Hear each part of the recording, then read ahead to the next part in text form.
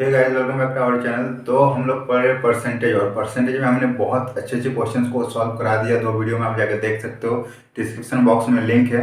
और आज उसी चैप्टर को आगे बढ़ाएंगे और धीरे धीरे क्वेश्चंस मैंने इजी से स्टार्ट किया और धीरे धीरे आप देखोगे कैसे हार्ड की ओर बढ़ रहे हैं। और क्वेश्चंस भले ही हार्ड होते जाएंगे, लेकिन उसको बनाने का जो तरीका है वो इजी रहेंगे और आपके लिए एक बार बनाने के बाद वो और इजी हो जाएंगे। ठीक है, तो जितने भी टाइप के क्वेश्चन आपको एग्जाम में देखने को मिलते हैं सारा मैंने पिक कर लिया।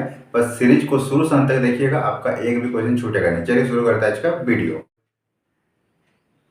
तो आप ये देख सकते हो, पहला क्वेश्चन जनसंख्या के ऊपर है। बहुत अच्छा क्वेश्चन है, ऐसे क्वेश्चन आपको हमेशा एग्जाम में देखने को मिल जाएंगे। ठीक है, तो क्वेश्चन देख लीजिए। किसी गांव की जनसंख्या 9600 है। ओके, यदि पुरुषों की संख्या 8% वृद्धि होती है और महिलाओं की जनसंख्या में 5% वृद्धि होती है, ठीक है, संख्या 10,272 हो जाएगी। ठीक है, तो बोला गया है कि पुरुषों की संख्या ज्ञात करें। देखो क्वेश्चंस कितना कॉम्प्लिकेटेड है, बट मैं इसको ना बहुत ही इजी तरीके से बताऊंगा और आपने ऐसा कभी नहीं देखा होगा जो मैं अभी कॉन्सेप्ट बताने वाला, बहुत ही आसान तरीके से। बस आप इसको देखते रहिए। देखिए, टोटल जनसंख्या है 9600। ठीक है, इसमें फीमेल की कितनी है? 5% वृद्धि हो रही है। और मेल की कितनी वृद्धि हो रही है? मेल की 8% वृद्धि हो रही है। 8% को हम बोल सकते हैं 5% प्लस 3%। ठीक है, 8% को हम बोल सकते हैं 5% प्लस 3%। क्यों बोल रहे हैं मैं आपको बताऊंगा। तो इनमें से देखो, दोनों में 5% कॉमन है। ठीक है, दोनों में 5% कॉमन है। तो 5% का वैल्यू पहले हम निकाल देंगे। 5% मीन्स ये जो आपका 9600 है, इसका 5% हम निकाल देंगे। इसका 5% हम निकाल देंगे। तो इसका 5% अगर आप निकालोगे तो आपको कितना मिलेगा? 9600 का 5% मीन्स आपका हो जाएगा, 0 कट गया, 480। ठीक है, ये 5% मैंने निकाल लिया। ओके, अब बोला कि एक साल बाद ये जो है ना, एक साल बाद ये जो है वो कितनी हो जा रही है? 10,272। ये एक साल बाद 10,272 हो जा रही है। मतलब 5% फीमेल बढ़ के और मेल 8% बढ़ने के बाद ये हो जा रही है। ठीक है, तो कितना बढ़ रही है आप ये देख सकते हो, कितना वृद्धि हो रही है। आप इसको डिफरेंस निकाल लो, कितनी बढ़ रही है।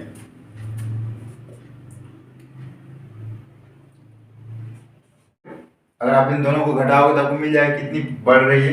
तो आप देखोगे कितनी बढ़ रही है, आपको मिल गया 672 बढ़ रही है। ठीक है, लेकिन हमने यहाँ पे जो कॉमन किया था 5%, उसका वैल्यू हमारा आया था 480। ठीक है, तो यहाँ के अकॉर्डिंग अगर 5% मेल बढ़ती, इसके अकॉर्डिंग अगर मेल भी 5% बढ़ती और फीमेल भी 5% बढ़ती तो टोटल 480 बढ़ती। लेकिन यहाँ पे टोटल बढ़ रही 672। तो एक्स्ट्रा किसकी वजह से बढ़ रही है? एक्स्ट्रा जो है ना, ये 3% की वजह से बढ़ रही है। आप ये देख सकते हो, यहाँ पे जो 3% है ना, इसकी वजह से एक्स्ट्रा बढ़ रही है। तो पहले देखो कितनी एक्स्ट्रा बढ़ रही है, तो इससे इसको घटा दो, आपको एक्स्ट्रा मिल जाएगा। अब पहले देखो एक्स्ट्रा कितनी बढ़ रही है। तो एक्स्ट्रा अगर आप देखोगे तो 192 आपका एक्स्ट्रा बढ़ रही है। और ये 192 जो एक्स्ट्रा बढ़ रही है किसकी वजह से बढ़ रही है? 3% की वजह से बढ़ रही है। तो हम कह सकते हैं कि 3% जो मेल है ना, उसका मान है 192। आप ये देख सकते हो। ठीक है, तो 1% मेल का वैल्यू आप कितना कर सकते हो? तो आपको पता है 1% मेल का वैल्यू कैसे निकालोगे? 192 में 3 को डिवाइड कर देंगे। ठीक है, ये सभी को पता है। तो 100% मेल का जनसंख्या कितना होगा? तो 192/3 इंटू 100 कर दोगे। जब आप इसको सॉल्व करोगे तो आपको मिलेगा, तो ये आपको मिल गया मेल का जनसंख्या कितना होगा? 6400। कितना सिंपल तरीके से मैंने बनाया। मैंने कहाँ पे दिमाग लगाया? देखो यहाँ पे मुझे 5% और 8% दिख रहे थे, बस इसमें से मैंने जो है ना 3% एक हमको क्लू मिल गया कि 3% का दोनों में डिफरेंट है। और मैंने वहां से डिफरेंस करके इक्वेट कर दिया, उस 3% का वैल्यू मैंने निकाल दिया। मैंने बस उस 3% का वैल्यू निकाल दिया तो पूरा का पूरा 100% का वैल्यू निकल गया। और ये प्रोसेस तो हम लोग 8 क्लास से पढ़ते हुए आ रहे हैं, बहुत ही सिंपल है।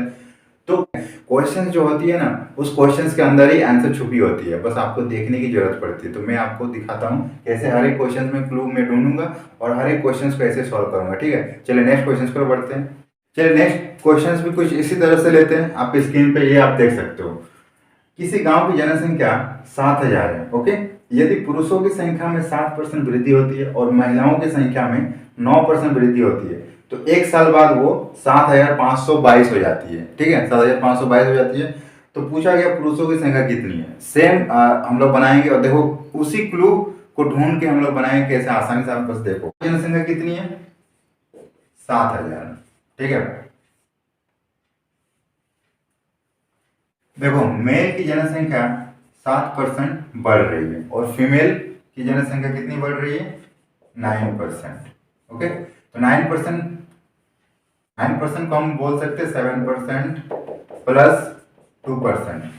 हमको क्लू मिल गया 7% और 2%, मतलब ये 2% का हमको क्लू मिल गया। अब देखो कितनी आसानी से बनेगी। 7% दोनों में कॉमन है तो 7% का वैल्यू क्या हो जाएगा, 7,000 का 7% 49,000। ठीक है, आप इसको डायरेक्टली निकाल सकते हो, 490 होगा 7%। मैंने निकाल दिया।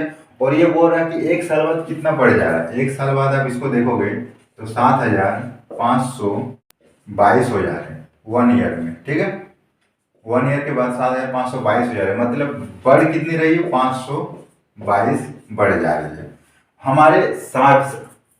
और अकॉर्डिंग टू क्वेश्चन हमारे 7% का वैल्यू कितना आ रहा है, 490। मतलब डिफरेंस कितने का आ रहा है, इन दोनों में डिफरेंस कितने का आ रहा है। तो आप देखोगे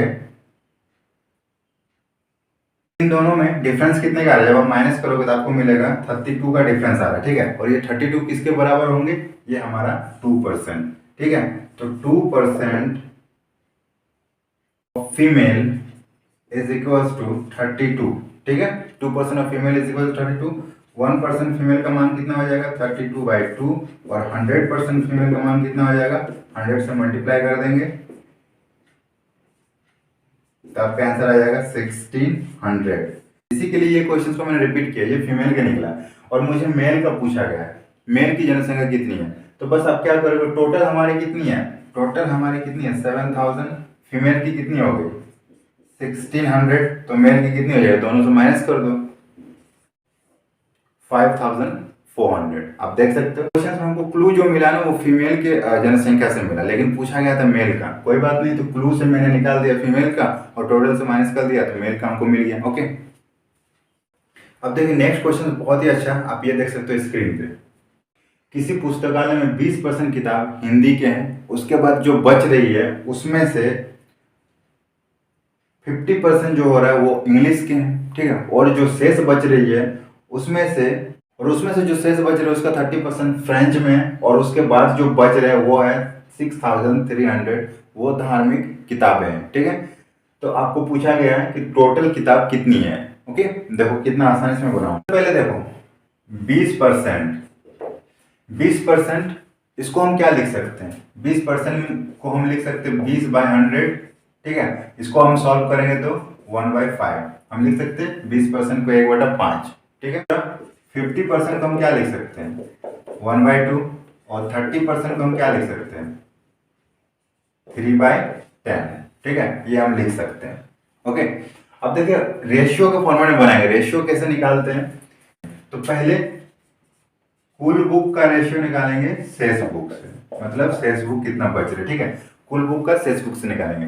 पहले केस में देखो 1/5 मीन्स टोटल हमारे पास 5 बुक थे, टोटल हमारे पहले 5 बुक थे, उसमें से एक चला गया तो शेष कितना बचा। टोटल हमारे 5 बुक थे, एक चला गया तो शेष हमारा 4 बचा। ठीक है, पहला केस हो गया।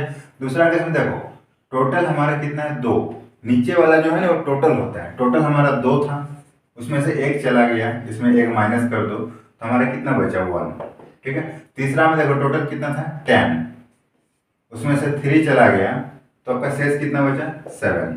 अब देखो रेशियो कैसे निकलता है, रेशियो कैसे निकलता है, आप इस तीनों को मल्टीप्लाई करो और इधर मल्टीप्लाई करो, आपका रेशियो आ गया। और मल्टीप्लाई करने में दिक्कत हो रही है तो आप क्रॉस इसको काट भी सकते हो। ठीक है, क्रॉस कैसे कटेगा, जैसे इसको ऐसे काट सकते हैं, इसको इससे काट सकते हैं, ऐसे क्रॉस कट सकता है। ठीक है, उसके बाद आप इसको मल्टीप्लाई करो 5 5 25 और इधर 7, मतलब टोटल बुक 25 थे और शेष 7 बचे। ठीक है, तो लास्ट में दिया गया 6300 बुक, तो लास्ट शेष बचते हैं, मतलब ये जो वैल्यू है ना इसका मान दिया गया है 6300, मतलब इसका वैल्यू दिया गया 7 इज इक्वल्स टू 6300।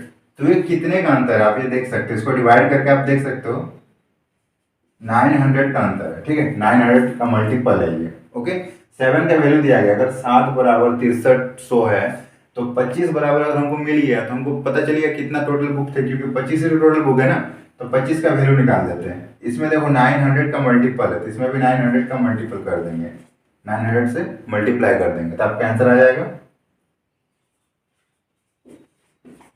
ये आपका टोटल बुक है। प्रोसेस कैसा लगा? बहुत ही सिंपल तरीके से मैंने बताया। क्या किया मैंने? रेशियो के फॉर्मेट में बनाया। इसको कोई कैलकुलेशन करने की जरूरत नहीं, मैंने इसको भिन्न में बदल दिया और बस उसको रेशियो बना दिया और रेशियो से इक्वेट कर दिया, मेरा आंसर आ गया। बहुत ही आसानी तरीके से ना। नेक्स्ट क्वेश्चंस इसी टाइप के होंगे और बहुत ही आसानी से वो भी बनाएंगे, ठीक है। आप देख सकते हो ये है क्वेश्चंस। एक निर्माता कुछ सामान को थोक विक्रेता को 25% प्रॉफिट में बेचता है, मतलब वो प्रॉफिट कर रहा है, ठीक है, वो प्लस होगा।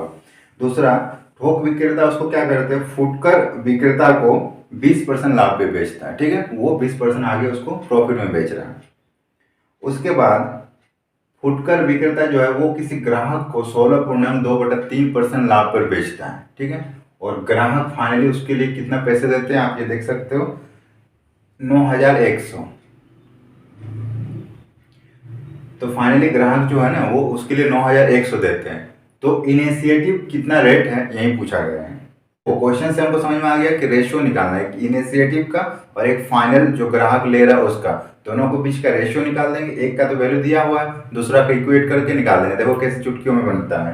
पढ़ के समझ लेना चाहिए कि हमें करना क्या है, कहाँ से हमको क्लू मिलेगी और उस क्लू के अकॉर्डिंग चलनी है, और उसी तरह हमको उस क्वेश्चन में आगे बढ़ना है, ठीक है। जैसे हमको इसमें पता चल गया, अब देखो हम इसमें क्या करेंगे। सबसे पहले 25% इसको हम फ्रैक्शन करेंगे तो ये होगा 1/4, ठीक है। उसके बाद है 20%, इसको फ्रैक्शन करेंगे तो 1/5, एंड एक और है 16.2/3%, इसको फ्रैक्शन में करेंगे तो क्या होगा, पहले इसको भिन्न में करते हैं तो ये हो जाएगा 50/3, परसेंटेज के लिए बटा में 100, 50 से ये कटेगा मतलब 1/6, ठीक है। ये आप आसानी से निकाल सकते हो। अब देखो रेशियो निकालते हैं, इनिशिएटिव रेशियो और फाइनल रेशियो, ठीक है, इनिशिएटिव और फाइनल। पहले केस में देखो मूल हमारा कितना था, 4, मूल हमारा 4 था, लेकिन उसने क्या किया ना, लाभ पे बेचा। कितने लाभ पे? 1 का लाभ मिला उसको, 1 के लाभ पे वो बेचा। तो लाभ पे बेचने के बाद फाइनल उसका रेट क्या हो जाएगा, 4 और 1 5, पहला कंप्लीट। दूसरा में देखो मूल है ना हमारा 5 है और वो कितने लाभ पे बेच रहा है, 1 लाभ पे बेच रहा है। मूल हमारा 5 है, 1 लाभ पे बेच रहा है, तो वो भी हमारा हो गया फाइनल 6। ओके, फाइनली देखो मूल हमारा कितना 6, ये भी 1 लाभ पे बेच रहा है, तो फाइनली कितना हो जाएगा 7। आप इसका रेशियो निकल गया।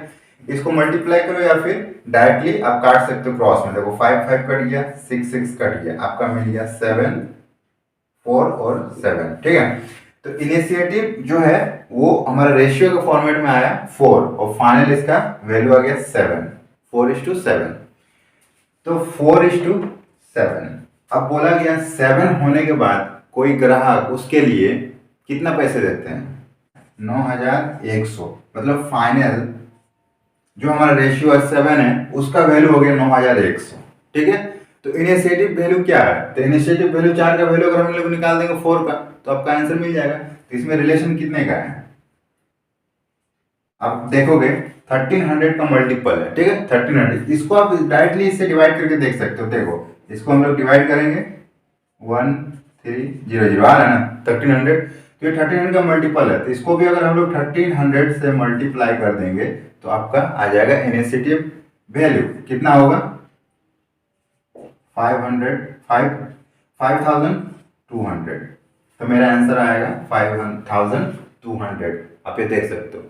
रेशियो मैंने निकाल दिया, फाइनल मेरा जो वैल्यू दिया हुआ है ये आप देख सकते हो 7 का वैल्यू हमको दिया गया 7। तो टोटल हमने ये रेशियो निकाल दिया 4:7 का, और 7 का वैल्यू दिया गया था 9100। तो 4 का वैल्यू कितना था, तो इसको अगर हम 7 से भाग देके 4 से गुना करेंगे तो भी आपका आ जाएगा वैल्यू 7। आप ये देख सकते हो। तो मेरा रिजल्ट आ गया, ठीक है। इसी तरह हम लोग कोई भी क्वेश्चंस को इक्वेट करके बना सकते हैं, ठीक है। तो अभी मैंने जितने भी क्वेश्चंस बनाए हैं वो सारे के सारे हार्ड क्वेश्चंस थे और कॉम्प्लेक्स क्वेश्चंस थे, बड़े बड़े क्वेश्चंस थे। लेकिन मैंने क्या किया, किसी में भी कैलकुलेशन किया, सिंपली मैंने क्या किया, एक क्लू ढूंढा हर एक क्वेश्चन से और उस क्लू से मैंने निकाल दिया। बहुत ही आसान तरीके से, बहुत ही आसान भाषा में आपको समझ में आ गया होगा। क्वेश्चंस में कुछ भी नहीं होता और ऐसा नहीं होता कोई क्वेश्चंस देख के कि हमको ये आता ही नहीं है, हम ये कैसे बनाएंगे, ऐसा कोई भी क्वेश्चंस नहीं होता। क्वेश्चंस के अंदर ही आंसर छुपा रहता है, क्वेश्चंस के अंदर ही आपको रास्ता मिलता है कि आंसर तक कैसे पहुंचोगे, ठीक है। बस आपको देखने की जरूरत होती है मैं कैसे आपको हर एक क्वेश्चंस को अपने तरीके से बनाया, आप देख सकते हो। तो इसी तरह कोई भी क्वेश्चंस होगा, आप बस अपने दिमाग लगाओ और उसको आप आराम से बना सकते हो, कोई विदाउट कैलकुलेशन किए, बिना टाइम वेस्ट किए और बहुत ही कम टाइम में बहुत ही आसान तरीके से। और एक इसमें ना कभी गलती होने का चांस भी नहीं है। मतलब आप कोई क्वेश्चन बनाने के बाद आप डाउट में रहते हो कि मैंने सही बनाया या गलत बनाया, वो इसमें नहीं होगा। आपने देखा पूरा स्टेप बाय स्टेप प्रोसेस से मैंने बनाया, तो जो रिजल्ट आया वो 100% सही ही होना है, गलत होने का कोई चांस ही नहीं, ठीक है। तो इसी तरह पूरा चैप्टर को हम लोग कंप्लीट करेंगे, हम लोग के साथ बने रहिएगा। पसंद आया तो लाइक कीजिएगा, फ्रेंड के साथ शेयर कीजिएगा और चैनल को है ना सब्सक्राइब जरूर करिएगा। मिलते हैं हम लोग नेक्स्ट वीडियो में, तो अगली बाय बाय।